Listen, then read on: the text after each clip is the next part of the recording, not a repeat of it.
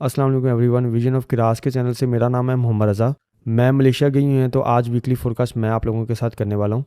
Last week भी मैंने आप लोगों के साथ वीकली फोरकास्ट शेयर की थी, जिसमें 4 लेवल मार्केट ने हिट किए थे और 4 लेवल्स पे ही बहुत अच्छे टारगेट मिले थे।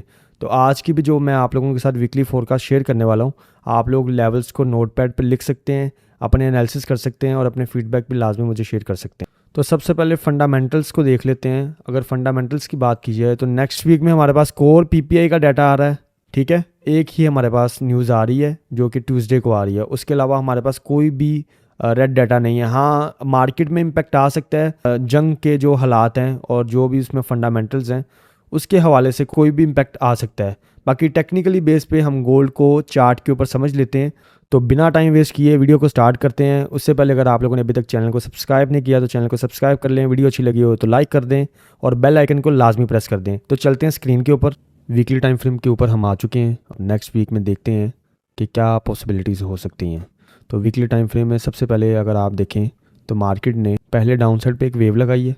आफ्टर डैट 3 कैंडल्स ने कंटिन्यूसली जो सा है वो बाय की तरफ जो सा है मार्केट को पुश किया है और पुश करने की कोशिश की है। अगर ओवरऑल फिब को लगा के देखा जाए इस वेव का, तो फिब रिट्रेसमेंट का अगर आप देखते हैं तो मार्केट ने 50% को टच कर चुकी है। और अगर इसका 61% का जोन निकाला जाए तो वो 4916 का जोन निकलता है, जो कि लास्ट इसका हाई हो सकता है। उसके बाद मार्केट को एक डाउनफॉल देना चाहिए।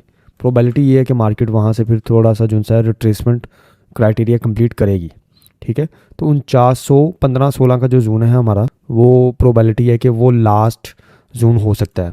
अब उसके अलावा अगर वीकली टाइम फ्रेम में देखा जाए तो हमारे पास एक हाई पड़ा हुआ है, ठीक है, जो कि स्विंग हाई बनता है, जो कि 5446 का बनता है, ठीक है। और एक स्विंग लो पड़ा हुआ है जो कि नीचे बनता है 4091 का, ठीक है। तो ये 2-3 जोन बनते हैं जो वीकली टाइम फ्रेम के अकॉर्डिंग चल रहे हैं, ठीक है।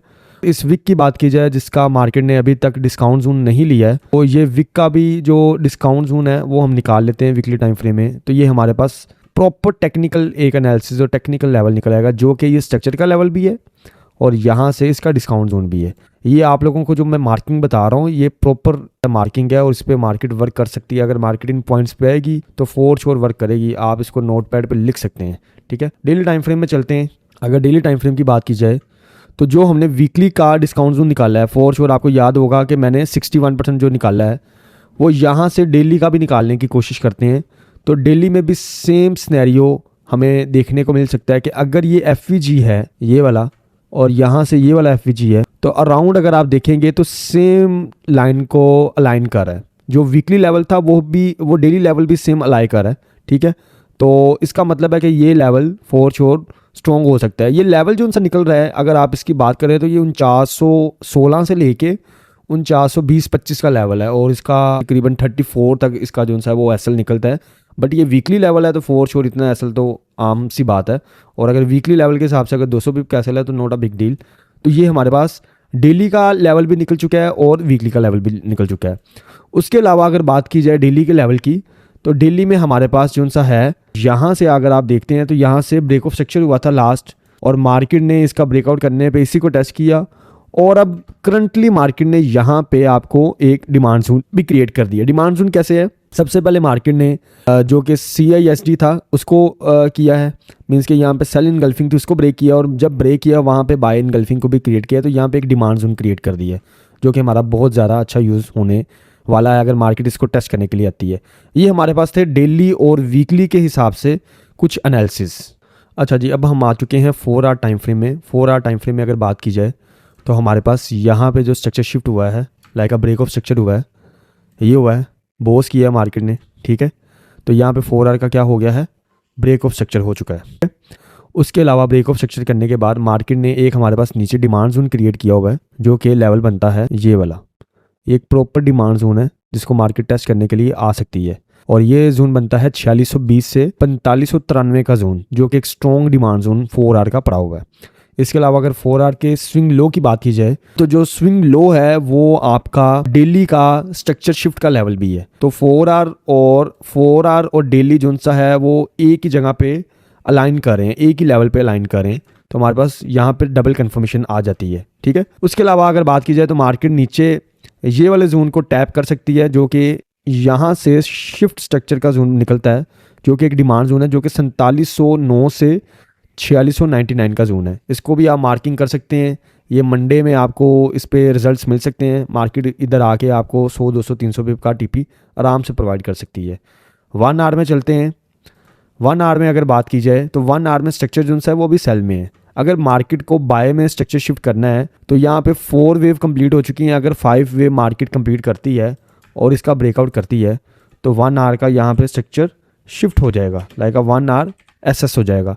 और फिर 1 आवर का ट्रेंड और 4 आवर का ट्रेंड अलाइन करेगा बाय ट्रेंड में, लाइक सेम ट्रेंड कंटिन्यू कर देगा। तो अगर 1 आवर की कैंडल की क्लोजिंग एक भी 4801 से ऊपर होती है तो मार्केट फिर बाय को कंटिन्यू कर सकती है। और जो मैंने आपको टारगेट बताए हैं वीकली टाइम फ्रेम के हिसाब से, वो टारगेट तक जा सकती है।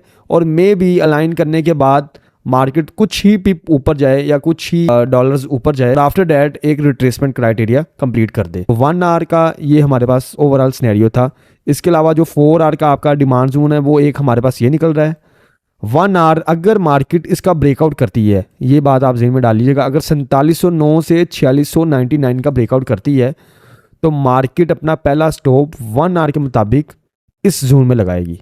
ये आपने लाजमी देखना है कि अगर मार्केट ब्रेकआउट करने के लिए नीचे आती है और यहाँ पे 1 आवर की कैंडल सस्टेन नहीं करती है और ब्रेकआउट कर जाती है तो फिर मार्केट इस लेवल का एसएल लेने के बाद मार्केट 4665 और 4656 पे आके स्टे करेगी और यहाँ से आपको 200-300 पिप का टीपी आराम से देगी। ठीक है, तो ये थे हमारे कुछ वीकली टाइम फ्रेम के एनालिसिस जिसको हम लोअर टाइम फ्रेम में शिफ्ट किया है। 15 मिनट की अगर बात की जाए, 15 मिनट में जो स्ट्रक्चर के मुताबिक लेवल हैं वो यहाँ से ऊपर मार्केट अगर ब्रेकआउट करती है तो यहाँ से ऊपर जो लेवल्स हमारे पास निकल रहे हैं वो सेल के लेवल निकल रहे हैं, जो कि हमारे पास 4827 का लेवल एक निकलता है जो कि सेलिंग पॉइंट है। बट ये मार्केट जब ब्रेकआउट करेगी तो मे भी प्रोबेबिलिटी है कि इसको एज आ हडल का काम करे और मे भी यहाँ से रिस्पेक्ट भी दे सकती है, तो इसको आप देख सकते हैं। उसके अलावा एक स्विंग हाई है, इसको डबल टॉप बनाने के बाद मार्केट सेल आ सकती है, ये एज आ हडल का काम कर सकती है। तो ये कुछ लेवल्स हैं। इन अदर हैंड अगर मैं आपको एक बात बताऊं तो मार्केट वीकली लेवल के टारगेट्स को कंप्लीट कर चुकी है। अभी 50% के फिप के लेवल के ऊपर चली गई है और 61% जाने के मैक्सिमम चांसेस हैं। तो 61% से आपको एक सेलिंग पुल बैक मिलेगा, रिट्रेसमेंट लेवल मिलेगा। जब भी गोल्ड को अगर बाय करना चाहते हैं तो नीचे डिमांड जोन के लेवल्स का वेट करें, अगर सेल करना चाहते हैं तो ऊपर वाले लेवल्स का वेट करें और आफ्टर दैट जो सा गोल्ड में कोई ना कोई आपको एंट्रीज मिल जाएगी। तो वीकली फोरकास्ट को लाजमी देखिएगा।